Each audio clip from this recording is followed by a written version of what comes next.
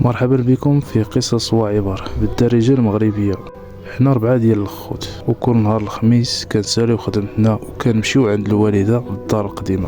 في الاول كنا كنجيو حنا وعيالاتنا ووليداتنا الصغار، وكانت الوالدة كتوجد لينا الغداء، كنجلسو وناكلو ونضحكو ونسهرو شويه، ومن بعد كل واحد كيمشي لدارو. لكن ملي كبروا الوليدات ولينا كنجيو غير حنا الرجال ونخليو العيالات والولاد في الدار. وكانت الوالده ديما كتوجد لنا طاجين ديال الحوت كنتغداو به، وكنجلسو وكنهضرو ونباتو عندها حتى الصباح.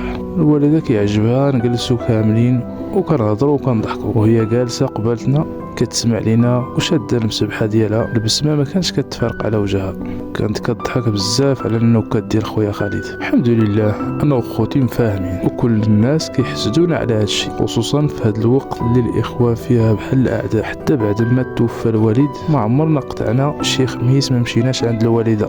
واحد النهار خميس مشيت عند الوالده، ولكن تفاجأت ما لقيت حتى واحد من خوتي. سولتها فين مشاو هادو، قالت لي مسكينه خوك الكبير مريض، وخالد عنده سفر للشام، وجمال عنده الشغل ضروري. حسيت بوحدي بالهم، شنو غادي نبقى نقول للوالده بوحدي، حيت هي في الاصل ديالها ما كتهضرش بزاف، وانا ما عارفش الموضوع اللي غادي نفتح معاه. قلت مع راسي باش ما تقلقش نريح معها شويه ونمشي. سولتها كيف دايره الوالده، طمئنيني على صحتك. قالت لي اليوم مشيت عند الطبيب. قلت لها ياك لاباس.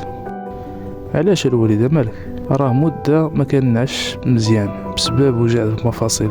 تصدمت حيت اول مره كنعرف ان الوالده عندها هذا المشكل، والغريب هو اننا كنا كنجيو كل خميس وما عمرها تشكات. قلت لها علاش ما قلتش لينا والده، كان خاصنا ناخذوك للطبيب. قالت لي مسكينه نتوما كتجيو باش تفرحوا، ما بغيتش نتقل عليكم، وإلا عرفوا خوتك انني مريضه يمكن ما يبقاوش يجيو باش ما يبرزطونيش. شافت فيا وقالت علاش كيبان لي فيك مهمومه ولدي. جاوبتها بكل صراحه، المحل ديالي ما خدامش مزيان، واخا سلعتي مليحه يعني رخيصه على ديال جاري، الناس كيشريو من عنده وما كيشريوش من عندي.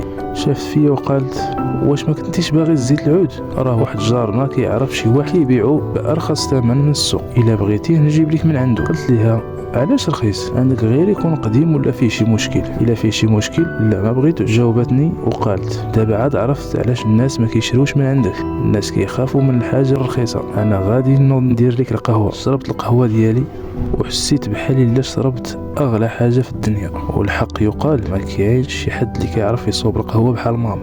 الوالده توفات واتفقنا انا والاخوه باش نخليو الدار مفتوحه، وكل خميس نتجمعوا كيف العاده. جاء اول خميس بعد وفاتها تجمعنا، ولكن حتى واحد فينا ما بقى كيف الاول، كلشي ساكت، وكل واحد بقى شاد التليفون ديالو. كنبقاو هكا واحد شويه، كل واحد فينا كيمشي لدارو. الخميس الثاني كلشي اعتذر وكل واحد عنده سبب مختلف، وفي الخميس اللي بعده ما بقى حد سول، وفي الاخر قررنا نبيعوا الدار. اكتشفت ان الحقيقه هي اننا كنا كنتجمعوا باش نحكيو للوالده، نشوفوا البسمه ديالها اللي كتنسينا كل هموم الدنيا. كنا كنمشيو باش نشوفوها كتسبح وكتدعي معنا بالخير، وطبعا باش نشربوا احسن فنجان قهوه من يديها. المهم العبره من هذه القصه هذه ان الناس القدام كما كنسميوهم حنا الناس الاولين عندهم حكمه. شوف كيفاش فكات المشكل تاع ولدها. من الاسئله ديالها ليه ان الانسان ما كيرضاش بالسلعه الرخيصه، كيخاف منها، وكذلك شرب كاس تاع القهوه ما عمره غادي ينساه.